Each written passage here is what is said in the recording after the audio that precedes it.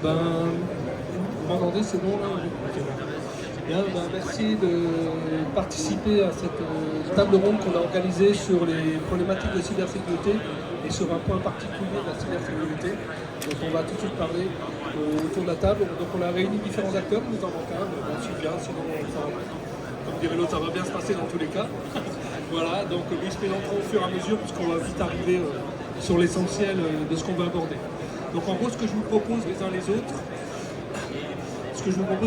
finalement, c'est de vous présenter et en même temps de me dire qui vous êtes et comment vous abordez la cybersécurité dans vos activités avant de rentrer plus à fond après dans ce qu'on va faire derrière. On va peut-être pas commencer par toi, tu as le micro, Emmanuel, qui fait partie de la communauté des offres solutions qui organise cette conf. Donc vas-y. Bonjour à tous, donc Emmanuel Esteves, je suis directeur de la R&D chez Eureka Solutions. On est éditeur d'un ERP, des logiciels de gestion, achat, stock, vente, gestion de production, comptabilité paye, CRM et BI. Voilà, et donc l'aspect cybersécurité, nous on l'a au travers de l'implémentation de notre logiciel sur nos serveurs, et de l'accès surtout aux données par rapport à nos programmes, et si c'est des données aussi qui sont accessibles depuis l'extérieur ou depuis l'intérieur, depuis le réseau du client. Voilà. Voilà. Bonjour, Franck Bonnard, moi je travaille chez Elixo Télécom. Nous sommes un intégrateur réseau, cybersécurité, cloud de proximité. Nous sommes implantés sur le territoire. Alors nous abordons, puisque c'était ta question, la cybersécurité à la fois sur le déploiement et l'exploitation d'infrastructures, mais aussi en amont sur la partie audit, conseil.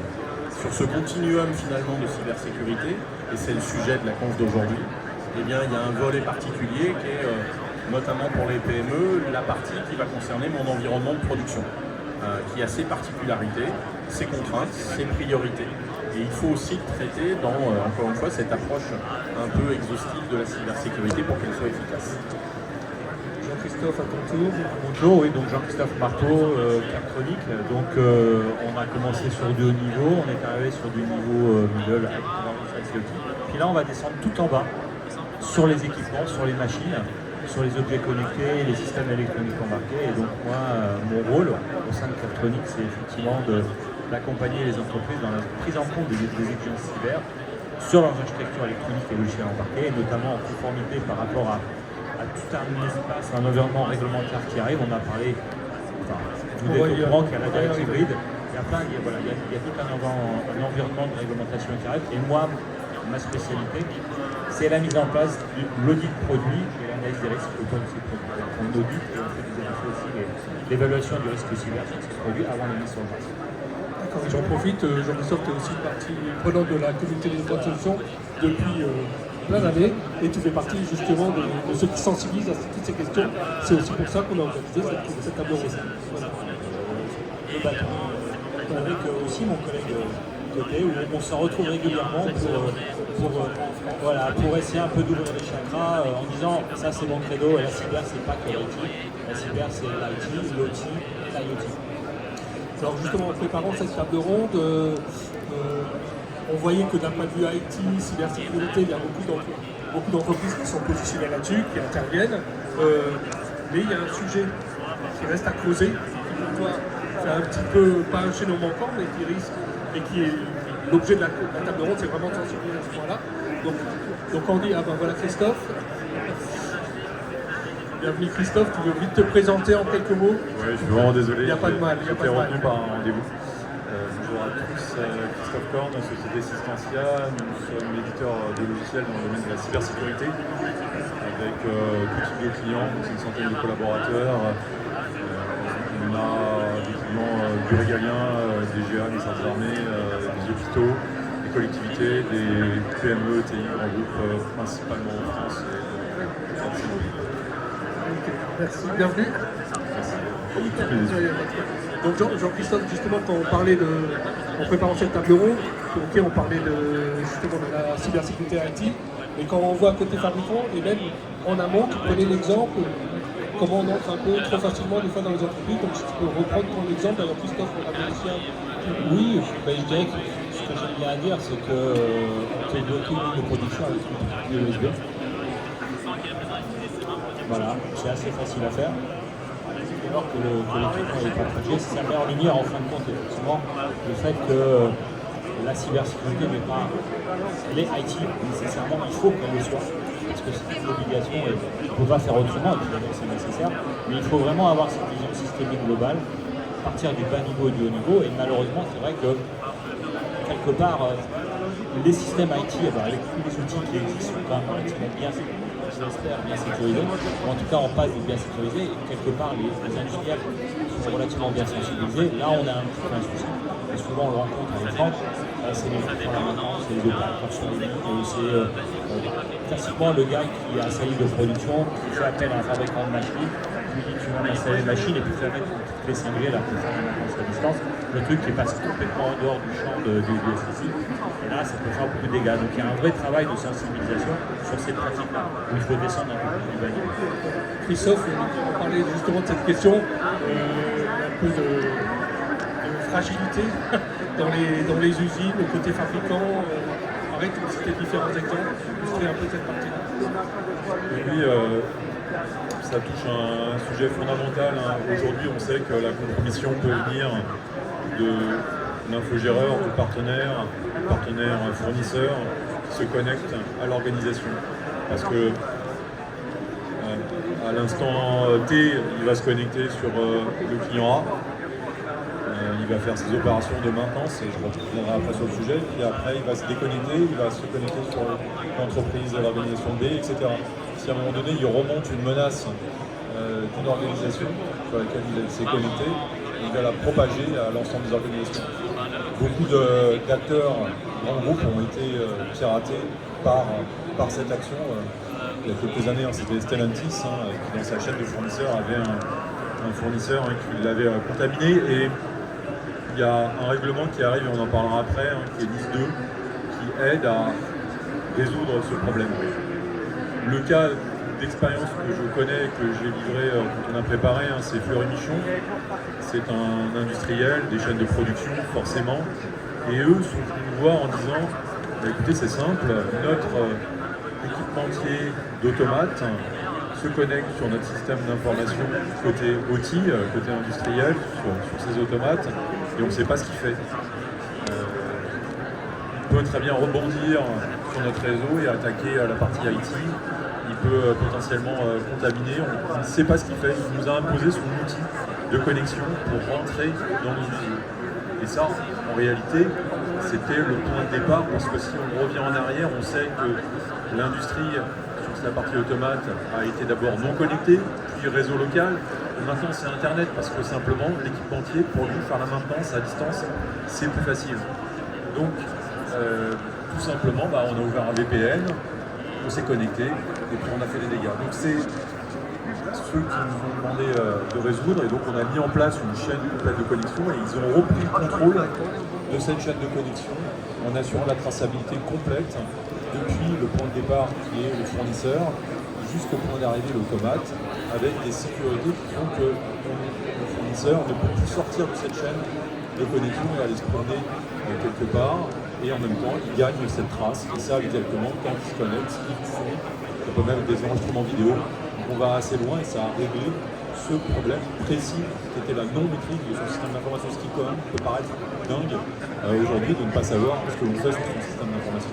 Alors Emmanuel, justement avec la solution tu rencontres pas mal de clients, et donc c'est un sujet, comment tu le vois, comment tu le vis ce sujet-là? On avait le même souci, on a résolu avec un outil de système qui s'appelle Cleanroom pour faire de l'infogérance chez nos clients, puisqu'on a 200 clients, on se connecte chez eux pour faire de la hotline sur notre ERP par exemple. Et c'est vrai qu'il y a quelques années, on utilisait toujours un VPN, IP7 chez nos clients, pour se connecter, c'est encore pire. Donc on est passé sur l'outil de l'assistentiel Cleanroom pour pouvoir gérer l'infogérance. Ça veut dire qu'on a une connexion sécurisée, comme a dit Christophe, tout est tracé. Ça veut dire que tout ce qui est fait en fait par nos développeurs, nos consultants chez le client est tracé. Tracé avec des logs, mais aussi on peut aussi filmer, enregistrer en fait ce qui est fait pour pouvoir rechercher s'il y a eu des choses qui sont faites. Alors on peut parler d'attaque par exemple, mais aussi on peut parler aussi de choses qui sont faites sur la base de données, par exemple, hein, une mauvaise requête ou des choses comme ça. Donc là, on va réussir à savoir qui a lancé en fait une requête sur la base de données de nos clients pour peut-être il a fait une suppression qu'il ne fallait pas, et on arrive à savoir où ça va. Donc on est vraiment client hein, de Système. Juste pour encore juste un petit peu sur cette slide, Franck, quand on discutait ensemble, tu dis, bah, toi tu te balades dans des usines, souvent tu vas à la machine, en fait, tout le monde se partage des mots de passe, ça simplifie un peu leur gestion. Oui, et il ne faut pas y voir une pratique comment dire, volontairement naïve ou dangereuse. Elle correspond aussi à la priorité de l'environnement de production, qui est de produire. Il faut toujours, quand on travaille sur le sujet de la cybersécurité industrielle, adapter le niveau de cybersécurité aux contraintes de production. Je l'ai dit tout à l'heure, hein, la meilleure manière de faire de la cybersécurité industrielle, c'est de ne pas la faire avec les mêmes priorités que celles du SI classique. On peut aussi essayer de faire un petit effort côté cybersécurité pour ne pas parler jargon. Pour l'instant, on n'a pas encore prononcé le gros mot de la solution dont on parle depuis 5 minutes, et c'est très bien. Parce que souvent il fait peur quand on le prononce en face d'une DSI, c'est un truc super compliqué. Voilà. Donc si on veut prendre par exemple une image, moi j'aime bien prendre l'image sportive, en plus j'ai l'air hyper crédible quand je parle de sport. Je vais prendre l'image d'un gardien de hand, et puis pas un sportif mais un CRS. Quand je suis gardien de hand, je peux prendre le ballon à un endroit où c'est pas agréable, et donc j'ai comme protection une coquille. Je protège mes bijoux de famille au sens industriel, ce qui m'est précieux, ce qui peut faire mal. Si je suis CRS, je suis face à un pavé. Ça ne va pas suffire. Je vais mettre des jambières, je vais mettre un casque, je vais mettre un plastron. Maintenant, si je mets un plastron, un casque et des jambières à un gardien de hand, il va arrêter aucun but, parce qu'il ne pourra plus bouger, il ne pourra plus produire. Donc vous voyez sur cette image-là, ce que je veux illustrer, c'est qu'il faut savoir, au centre d'une PME industrielle, à quoi je suis exposé comme risque, qu'est-ce qui peut me faire mal.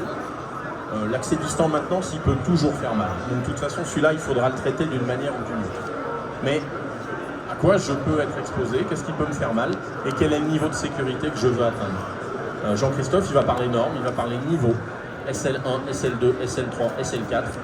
Et bien le gardien de hand, il est SL1. Et dans la norme, ça veut dire quoi? Qu'il est protégé contre une erreur. Si vous jouez sur un adversaire fair play, il peut vous envoyer le ballon là où ça fait mal, mais normalement il ne le fait pas exprès. Le CRS, il est SL2, parce que lui, la personne en face, elle veut lui faire mal avec le pavé. Et il est face à une malveillance. Et rien que ce degré-là, eh ben vous savez quoi, en SL1, vous avez le droit de mettre le même mot de passe à toute l'équipe des automaticiens, pas en SL2. Voilà pour répondre à la question. Très, très belle illustration, et encore meilleure que quand tu l'avais présenté. Du coup, bah justement, vous en avez parlé les uns et les autres, et c'est aussi pour ça qu'on a proposé d'organiser cette table ronde. Il y a quand même beaucoup de choses qui existent et qui se profilent à l'horizon. Donc je vais commencer avec Christophe, peut-être sur la partie justement Directive NIS 2.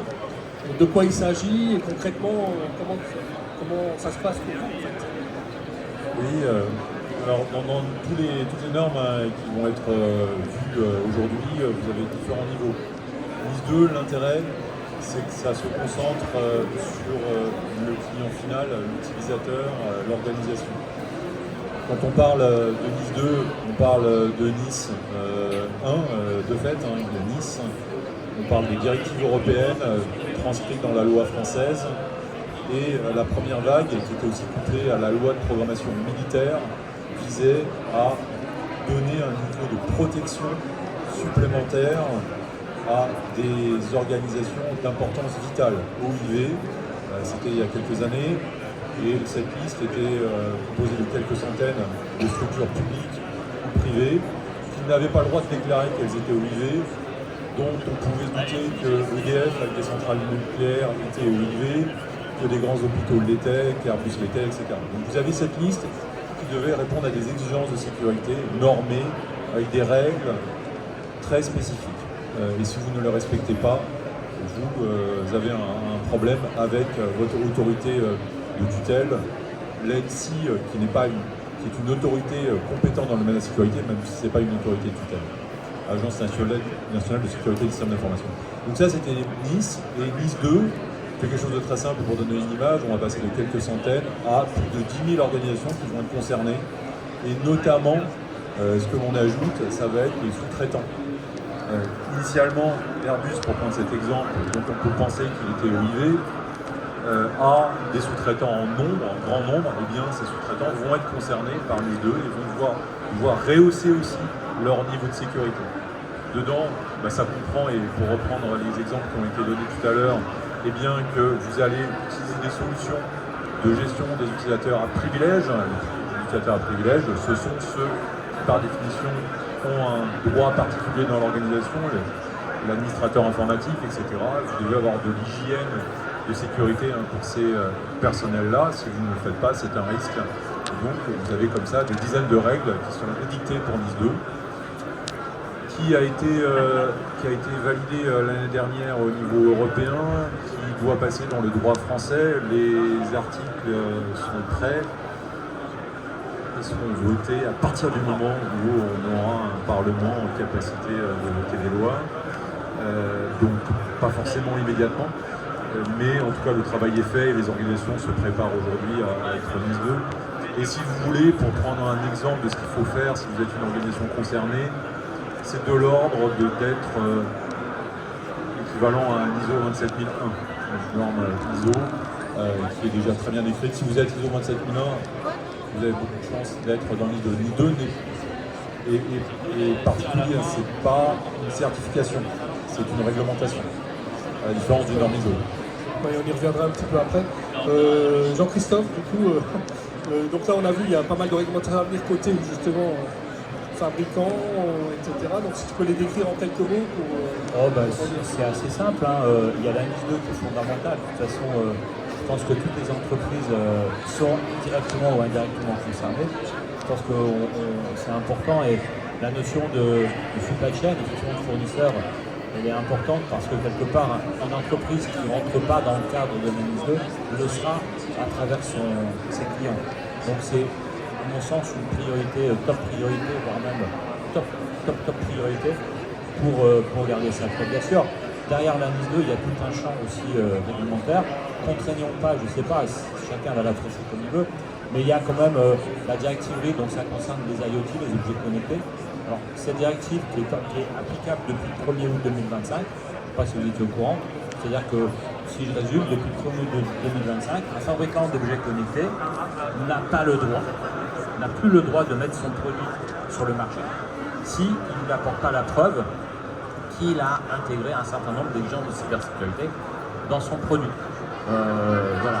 Alors ça s'appuie sur une norme qu'on appelle le N031 qui décrit certaines exigences. Mais je dirais que ce qu'il faut voir derrière cette directive, c'est aussi l'obligation pour un fabricant électronique, notamment là pour l'instant c'est l'IoT connecté à Internet, c'est qu'on voit apparaître cette notion de Secure by Design, c'est-à-dire qu'un bureau d'études, un fabricant, maintenant il doit intégrer la cybersécurité dans ses spécifications, dans son cahier des charges. Et si il ne le fait pas, il a quand même ce devoir de conseil d'expliquer à son client qu'il faut le mettre, et que peut-être ça va coûter un peu plus cher, mais après on rentre dans le champ de la négociation. Mais ça, on va dire, c'est la première étape. Et puis, cette étape-là nous amène au règlement machine, c'est un peu plus compliqué. Parce que le règlement machine, on a affaire à des automaticiens, des mécaniciens, des électriciens, tout ça, qui eux, effectivement, avec l'évolution des machines, avec l'intégration d'IA, et surtout de la NIS2, qu'on le veuille ou non, de toute façon la NIS2 est un guide, c'est vraiment un point qu'il faut voir à l'horizon à atteindre. Et bien, on ne peut plus se permettre actuellement d'avoir dans une ligne de production une machine, donc dans ce sens-là, sachant que c'est des machines qui communiquent les unes par rapport aux autres, sans l'intérêt d'exigences de cybersécurité. Donc la norme, elle est en cours d'écriture, elle va s'appeler EN 5742 pour ceux qui veulent rechercher. Le règlement machine va s'appliquer à partir du 20 janvier 2027. Et la norme ancienne internationale qu'on appelle IEC 62453, donc en termes de normes c'est très compliqué, mais il faut savoir qu'il y a quand même dans le monde une norme, je dirais que c'est presque la mère de toutes les normes, une norme IEC qui est internationalement connue et appliquée dans toutes les grosses industries qu'on appelle IEC 62453, qui est la seule norme qui fait le lien entre le bas niveau et le haut niveau. C'est la seule, on ne connaît pas d'autres, pas connaît d'autres, quoi. Voilà, c'est la seule qui, à travers ces différentes dispositions, explique comment un concepteur d'IoT peut mettre sur le marché un produit électronique IoT embarqué avec des exigences de cybersécurité, mais compatible avec des machines, compatible avec des réseaux industriels, etc., et compatible avec le volet IT. Et donc il y a ce schéma-là qui est très bien fait, et qui fonctionne très bien. Et donc le règlement machine, quelque part, se met en phase avec cet environnement de cybersécurité. Il s'aligne avec cette norme 62443 qui est appliquée actuellement partout dans le monde. Tous les gros industriels le font. On va la trouver dans l'industrie portuaire, dans la pétrochimie, on va la trouver dans le ferroviaire, on va la trouver à l'hôpital, puisque la norme sur les dispositifs s'appuie sur la 62443. Donc on va la trouver partout. Et donc il y a un alignement en fin de compte réglementaire de tous les produits industriels par rapport à cette norme. Et puis il y a le sujet dont on commence à un peu parler, je pense que c'est lié avec la NIS 2, il y a Cyber Agent Act. Au lieu d'avoir une norme par produit, il y a une forme, on va dire, d'harmonisation, entre guillemets, parce que ce n'est pas une vraie harmonisation, sur des pratiques avec le CERA, le Cyber Agent Act. Alors pour la petite histoire, je ne sais pas si vous savez, il est question, j'ai appris ça il n'y a pas longtemps, que l'Europe doit soumettre, je pense que ça va se faire peut-être le mois prochain, l'idée d'un passeport numérique sur les produits. Donc, on parle de marquage, mais l'idée c'est d'aller beaucoup plus loin, c'est de coupler en fin de compte la certification des produits en termes d'éco-conception et de cybersécurité. Et donc l'idée c'est d'avoir un passeport électronique sur ces produits-là, de manière à vérifier la conformité au CERA. Et le CERA est une directive horizontale. Ce n'est pas une directive qui va expliquer quelles sont les exigences à mettre en œuvre pour l'instant. Par contre, elle va expliquer comment concevoir. Elle est surtout axée sur le secure by design, l'obligation de faire une analyse de risque, l'obligation de vérifier la supply chain, l'obligation de faire une gestion de vulnérabilité, tout ça sur les produits. Donc elle va expliquer aux fournisseurs d'équipement, bas niveau et machine, comment concevoir. En tout cas, elle va donner des obligations de bonne conception, de bonne pratique en matière de conception. Donc là, on a un schéma complet, puisque quelque part, le CRA, c'est le bas niveau, qui monte vers le volatile, et puis on a la NIS 2 qui descend, et qui, quelque part, explique comment les deux doivent fonctionner ensemble. Là, on a un schéma complet de cybersécurité. Le chemin va être long, mais là, il va falloir le suivre. Juste une question, justement, Franck, sur ces questions-là, quand tu rencontres des clients, que ce soit Emmanuel, vous, sur le principe, Christophe le disait avant, on passe de, juste arrêter, on capitalise 2, on passe de quelques-uns à 10 000. Est-ce que les entreprises, les industriels, ils ont les moyens de tout ça? Comment ils abordent ces questions? Avant de voir comment les conseils qu'on leur propose, on le dira après. Oui, mais c'est vrai que, alors on l'a dit, le référentiel 62443, il permet justement un continuum entre nous quatre maintenant. Et c'est vrai que ce soit pour parler des accès distants que l'on peut sécuriser avec les solutions de Christophe, ou qu'on soit plutôt au niveau du fer à souder avec Jean-Christophe, on a ce référentiel. Ce référentiel, il est utile. Alors, c'est pas le bouquin de l'année le plus rigolo à lire, évidemment, mais il mérite d'être utilisé parce qu'il permet d'établir une feuille de route. Il vous permet aussi, typiquement, de dire j'en suis où, j'ai besoin d'être quoi. On a vu, on n'est pas obligé tous d'être déguisés avec la protection du CRS. Donc, qu'est-ce que je décide de faire, et après, on verra comment. Mais il permet, encore une fois, de se situer, de dire où je veux aller, et puis de montrer aussi une progression, parce que ça ne va pas être simple. On discutait avec Jean-Christophe avant de commencer tout à l'heure. Moi, je suis un tout petit peu inquiet sur le règlement machine, parce que c'est on est en train de balancer des exigences cyber à celui qui fabrique la machine spéciale, et celui qui l'achète, il va dire ah, maintenant, c'est plus moi, c'est vous. Alors, quand on parle de simplement contrôler un peu l'accès réseau à la machine, on peut trouver des solutions simples. L'accès distance, on débranchera les petites passerelles cachées et puis on passera par la solution, par exemple, suspension. Mais quand on parlera des vulnérabilités, on va être sur un sujet moins rigolo. Et ça, je pense que dans le public, on a soit des acheteurs de machines, soit des fabricants de machines spéciales. Il va falloir un vrai changement culturel parce que on a encore, et je ne pense pas que ce soit une pratique isolée, on observe qu'on peut acheter une machine toute neuve aujourd'hui dans laquelle il y aura des automates, et si moi je mets une sonde, je vais voir que la version de cet automate, elle n'est pas à jour. C'est-à-dire que M. Siemens, ça fait un moment qu'il a dit que cette version, elle était attaquable, et qu'il a dit comment faire pour ne pas être sous cette menace, notamment en changeant la version. Et mon client me dit, mais je comprends pas, elle est toute neuve et on me la livrerait avec la mauvaise version. Je peux vous dire que dans l'IT, ça on ne le ferait pas. On ne nous laisserait pas faire. Et dans l'OT, c'est encore une pratique parce que on a fait le programme à une époque dans une version et qu'on se dit que c'est là qu'elle marche et qu'on ne s'est pas assuré que ça allait continuer à marcher après. Il va falloir changer ça avec le règlement machine. Parce que lui, il ne laissera pas passer ça. Si on prend juste ce qui est arrivé récemment au Louvre, on voit qu'il y a une chaîne Oui, le fonctionnement un peu mais, moins particulier. mais on voit que la cybersécurité était loin d'être la faille la plus évidente Ouais, aussi. c'est clair. Ah oui, bien sûr. Faut jamais oublier ça en cybersécurité industrielle. Pensez simplement à une armoire d'éclairage public. Quand je l'ouvre et que j'attaque le switch, c'est pas l'éclairage public qui est menacé, parce que vous savez quoi, si j'ai ouvert l'armoire, j'ai le disjoncteur, hein. Je peux l'éteindre. C'est le rebond sur une autre partie. Jean-Christophe est impatient, il veut rajouter quelque chose.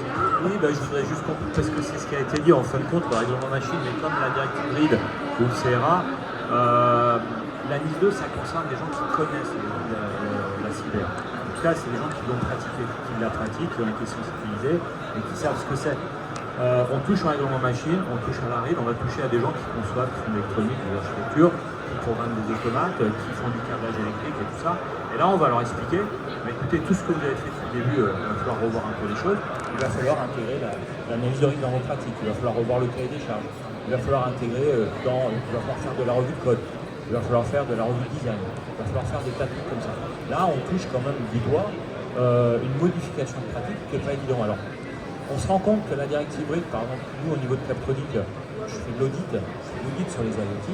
Pour l'instant, on fait de l'audit sympa, mais on risque d'être amené à un moment donné parce que derrière Captronic, il y a le CE avec les France. On commence à nous questionner sur l'accompagner les gens du service d'État pour quelque part apporter, enfin, vérifier. Moi, je me vois mal, c'est un peu compliqué d'aller voir un fabricant d'IoT. Dire là, votre dossier n'est pas bon, quoi. C'est pas évident. Parce qu'on touche fondamentalement au métier du développeur. Donc là, on est en période transitoire, c'est très bien. Il faut se former, et je sais que le chemin est difficile. Pour vous donner une idée, depuis 2 ans qu'on fait de l'audit, je suis arrivé à 100% de conformité sur tous les produits que j'ai pu auditer. Bon, on commence juste le règlement machine, on verra. Mais c'est un vrai challenge. Paradoxalement, il n'y a pas de verrou technique. C'est ça qui est assez surprenant. C'est vraiment dans l'humain. C'est l'humain. C'est l'humain et c'est les pratiques, c'est les méthodes. Comme tu le dis, on est dans une période transitoire. Emmanuel, toi, justement, par rapport à ce client, toutes ces directives, toutes ces questions, tu estimes que du coup, on est à la préhistoire, comment ça se passe? Comment tu vois les choses?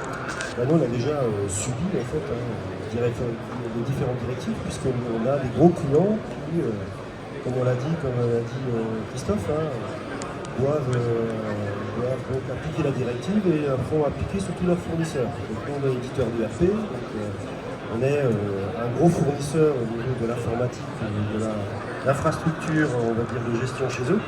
Donc on a donc déjà eu des gros clients qui nous ont demandé en fait d'être pas une IS2 encore, mais en voie de prouver en fait que les personnes de chez nous, comme nous on se connecte chez eux, ce soit sécurisé. Donc ils se clieront maintenant pour l'infogérance, mais après il y a d'autres catégories en fait de logiciels qui rentrent en ligne de compte. Par exemple, quand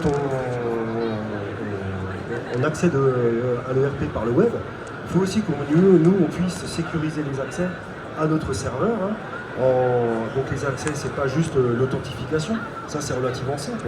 Mais c'est aussi de se dire qu'à un moment donné, quand il y a le dialogue entre le back-end et le front, que tout soit sécurisé avec différentes normes de cryptage que nous on doit en fait prévoir, comme ce que devra faire en fait les fabricants de machines, prévoir dans la R&D. Donc vraiment quand on met en place le logiciel, on construit le logiciel, déjà tout ce qui est cybersécurité. C'est bien, tu enchaînes sur les slides d'après, la slide d'après justement, parce que là on voit il y a les contraintes, etc. Et donc du coup, c'est comment on rentre dans ce mouvement, comment on se prépare à ça. Donc en gros, on réfléchit un peu avec Emmanuel, Christophe, voilà, on voyait que c'est en gros en 4 étapes, et vous en avez déjà les uns et les autres parlé. On de faire un audit, mais pas simplement cyber, sécurité, parce que moi je le vois, je suis dans une grande entreprise, culturellement déjà. Il y a la logique, mais après il y a les humains justement dans la boîte qui sont loin de tout ça. Donc, je sais pas si Jean-Christophe. Oui, bien sûr, il faut faire un audit, je crois que, ou autre, de nous dire ce qui est connecté sur ce réseau. Et là, il y a un gros point d'interrogation. Et il avoue gentiment, pour certains, je vais vous le montrer, mais c'est pas sûr que j'ai une vraie. J'ai la réalité, quoi. Des fois, ils découvrent qu'il y a des choses. Bon, Franck, des fois on se promène dans des entreprises, on ouvre les armoires, on retrouve Security, on retrouve une carte, on ne sait pas tout ce que ça fait. On voit qu'un automatique est branché ou pas branché, avec des fois des capots ouverts avec le périphérique qui est accessible. Ben voilà, à un moment donné, c'est comme la maison, hein. Quand on a mis des systèmes d'alarme, il faut savoir les utiliser, il faut savoir comment ils sont branchés. C'est intéressant quand vous mettez en route l'alarme de votre maison, de savoir si tous les capteurs sont connectés, et puis il n'y ait pas autre chose. Donc, une maison ou une installation, c'est pareil. Il faut que le responsable informatique, le terme responsable est très fort, parce que responsable, ça veut dire qu'il est responsable effectivement de la sécurité du site. Là, il doit savoir ce qui est là. Et donc, les fabricants d'équipements, ils doivent être en mesure de lui donner cette information-là. C'est ça aussi, c'est-à-dire que ce n'est pas que la responsabilité du responsable informatique d'avoir une vision de ce qui est connecté à travers les audits. Il faut aussi que les équipements soient en mesure de faire remonter cette information, qu'elle soit accessible. Donc, effectivement, l'audit est fondamental. Christophe, justement, sur ces questions-là, comment, quand tu vois des clients, ça va naturellement cyber, et comment tu sensibilises sur cette partie sécurité physique en fait. Oui, c'est primordial. Et pour nous, ça l'est d'autant plus qu'on n'est pas directement concerné dans le sens où on ne fait pas de prestation d'audit. Et quand quelqu'un me pose la question, la première brique, si on doit faire quelque chose, c'est l'audit. J'ai de temps en temps des gens qui me disent oui, mais j'ai fait un pen test, j'ai fait des tests de phishing pour voir si le callback. Pourquoi pas, c'est très bien. Mais ça ne sert à rien si vous n'avez pas d'abord fait un audit. L'audit, c'est ce qui permet d'avoir une photo à un instant T de votre système d'information, IT, OT, et aspect physique, parce qu'en général, c'est regardé. Et j'avais cité l'exemple de ce qu'on avait fait, nous, la première fois qu'on en avait fait un, il y a pas mal de temps. Et il faut le refaire très régulièrement, je reviendrai après. On était bien, ça fait partie de notre métier, donc on n'a pas tout faux. Mais ils avaient fait le tour des locaux, ils avaient dit tiens, cette pièce, il y a une prise RJ45, il y a une fenêtre, et il n'y a pas de capteur d'alarme. Quelqu'un qui casse la fenêtre, qui rentre, qui branche un équipement, se trouve sur notre réseau local. Donc ça ne doit pas être possible. Alors c'est un renforcement de la sécurité physique, et puis c'est un paramétrage dans ce qu'on appelle l'annuaire d'Active Directory qui fait que seul un poste qui a été authentifié peut rentrer, même s'il y a une prise libre. Donc c'est des choses des fois simples à faire.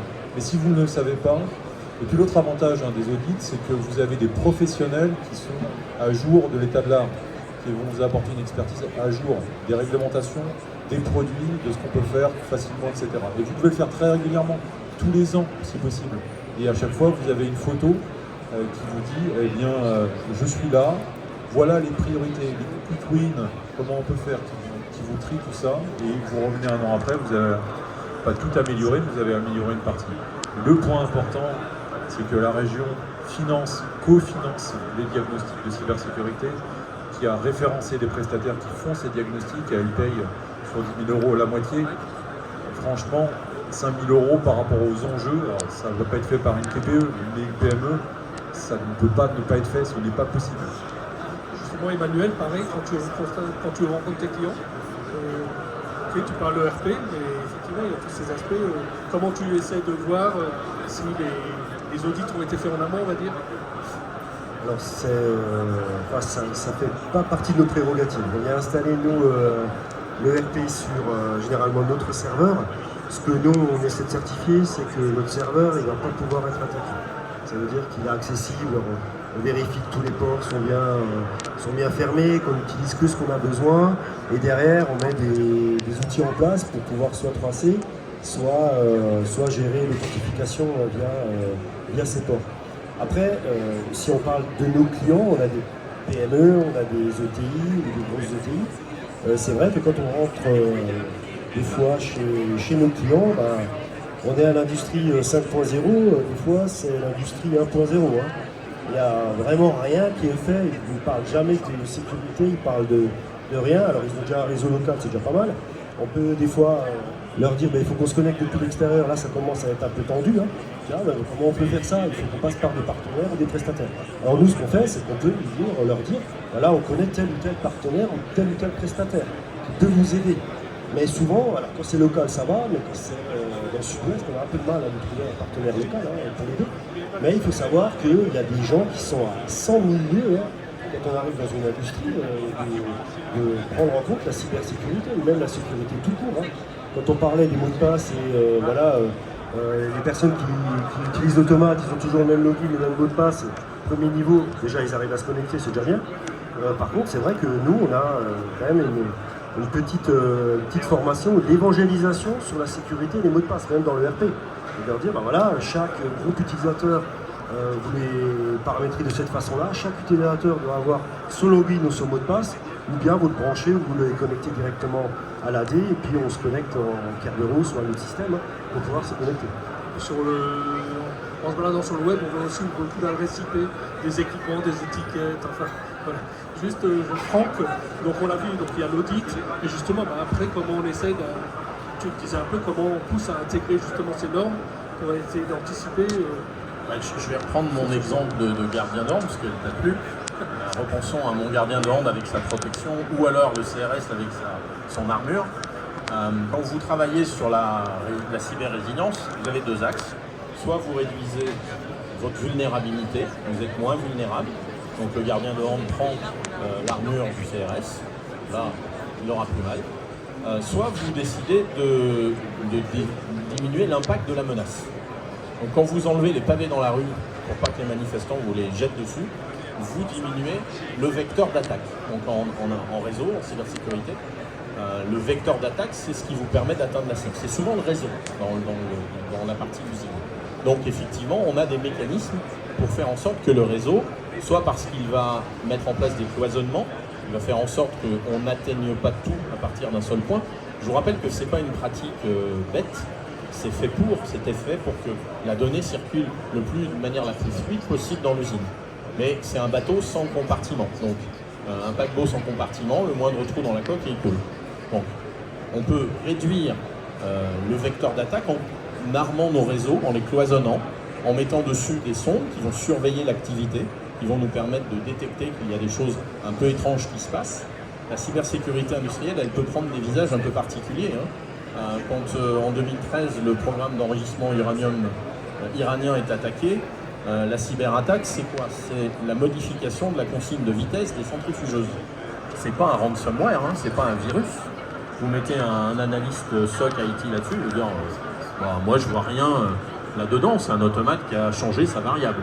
Bon, c'est l'afficheur qui a été aussi modifié pour qu'il affiche la mauvaise.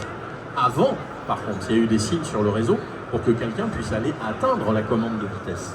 Et c'est ça qu'il faut traquer. Donc on peut surveiller le réseau, on peut le cloisonner. Puis ensuite, il faut effectivement s'occuper de la vulnérabilité de certaines technologies et de certaines pratiques. Il y a beaucoup, je prendrai un exemple, on en parlait aussi là juste avant. La plupart des automaticiens utilisent pour se connecter sur un automate un compte administrateur. C'est très souvent que l'automaticien, quel que soit son niveau, visiblement, non seulement tout le monde a le même mot de passe, mais le compte qui est ouvert, c'est le compte qui a le plus de droits, c'est-à-dire changer le programme de l'automate. Christophe pourrait témoigner, dans la cybersécurité IT, une des solutions qu'apportent les solutions de Bastion, c'est moi qui l'aurais dit, c'est justement de dire je vous ouvre avec votre mot de passe, mais je vous ouvre avec le niveau de clé qui correspond à vos droits. Je ne suis pas tout le temps obligé de donner les droits admin à un automaticien. Si c'est un exploitant, il peut peut-être modifier ou aller lire les valeurs, mais est-ce qu'il a le droit de recharger un nouveau programme? Donc cette pratique de tout le temps être dans tout est ouvert, tout est avec les privilèges maximum, elle est faite pour fluidifier la production. Il va falloir apprendre à en changer sans pour autant perdre la fluidité de la production. Il reste quelques minutes. Jean-Christophe. Je vais aller dans ce sens-là, et c'est vrai, et ça nous amène à penser à analyse des risques. Et c'est vrai que c'est peut-être un autre élément que tous les développeurs vont devoir intégrer dans leur schéma, c'est d'évaluer la menace. C'est assez surprenant de voir à quel point un développeur, quand on lui dit, mais vous savez, il y a des gens malveillants autour de vous qui quelque part, auront le temps qu'il faut, mais ils arriveront à un moment donné à atteindre leur but. C'est vrai que c'est très surprenant. Et ce qui est encore plus surprenant, c'est que je pense que pour beaucoup, mis à part le volet IT, mais pour beaucoup sur des camps, personne n'a vraiment une idée précise de cette notion de menace. Et ça, c'est l'histoire du gardien. Est-ce qu'il met une coquille ou il met une protection de CRS? Ça dépend de la menace. Donc il faut faire ce travail d'évaluation de la menace. Alors justement, on parlait justement le troisième step, on passera pas sur le dernier puisqu'on en a un peu parlé aussi, de former les équipes IT et OT, comment culturellement, parce qu'on parlait même de sécurité dans les grandes entreprises, c'est quand même sacrément sécurité, la sécurité des lieux physiques, alors même s'il y a des bâtiments intelligents, etc., la sécurité, la cybersécurité, IT, OT, comment culturellement vous arrivez à embarquer les gens, enfin qui veut répondre Franck. Juste un commentaire, non, mais on va mettre les choses au clair. La sûreté de fonctionnement, c'est pas de la cyber. Ça, c'est un point important. Là, quand on fait de la cybersécurité, on a affaire à une malveillance, pas à un défaut. La première des choses quand on est exploitant, c'est de faire la différence entre les deux. Franck. Oui, la deuxième, c'est que de toute façon, quand je parle convergence IT-OT, il n'y en a pas un qui va gagner sur l'autre. Hein. Moi, l'IT, je ne sais pas si le robot 1 doit parler au robot 2. Ça, l'OT, il le sait. Quand je dis OT, c'est un peu un jargon, mais c'est les gens qui sont sur le process.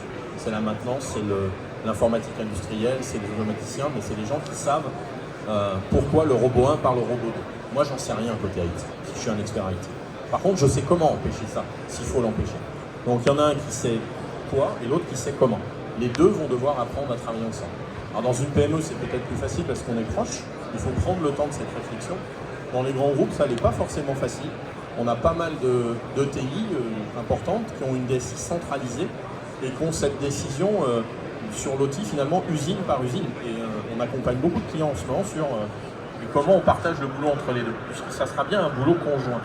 Il y a des choses qui vont nécessiter une très haute compétence IT pour mettre en place parce que c'est mettre un bastion, mettre une solution distanciée en place, c'est un travail d'expert. Par contre, ces solutions, elles ont une agilité. Il faut qu'un dimanche à 23h, je puisse créer un accès à Jean-Christophe si c'est la seule personne qui sait dépanner ma machine pour relancer la prod.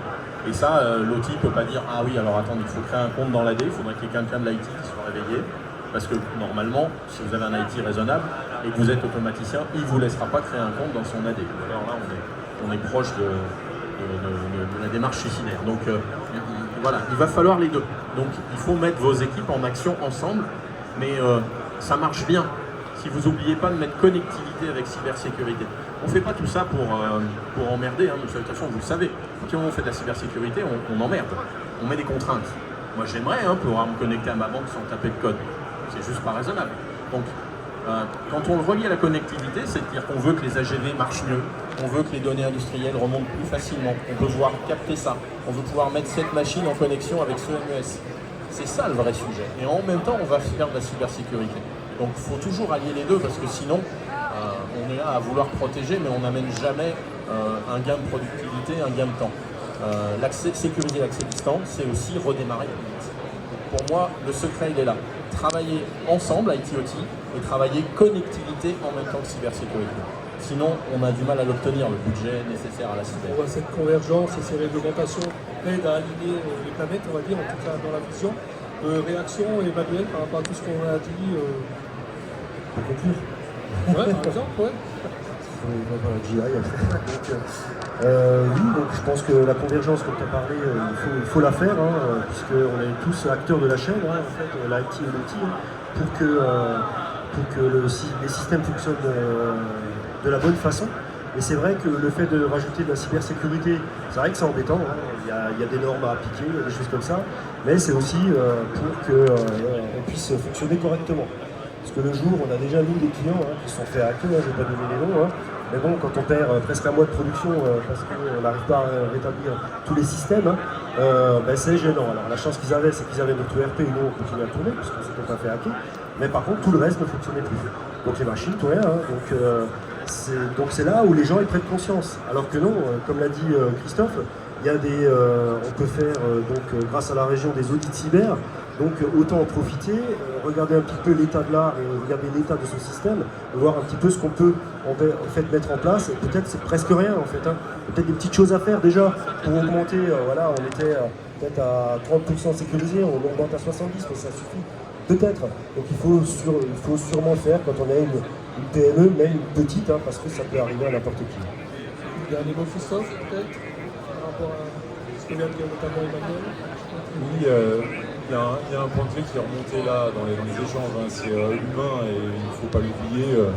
Même avec l'arrivée de l'IA, l'humain restera en décision et restera l'élément clé dans tous ces systèmes.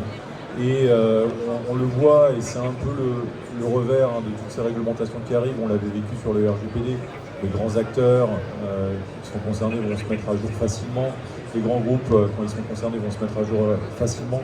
Et le problème, ça a été évoqué, c'est les PME, les ETI, qu'elles soient PMI, qu'elles soient côté organisation utilisateur final ou côté fournisseur. C'est là où il va y avoir des dégâts. Et parce qu'il manque du monde, il manque des collaborateurs, experts en sécurité. On ne peut pas répondre à la demande aujourd'hui au niveau des formations. Ça, c'est le premier point. Et le deuxième point, même si des fois on peut y répondre et on peut trouver un profil, il faut que le finance. Une PME, une PMI, c'est en plus, c'est pas à la place d'eux.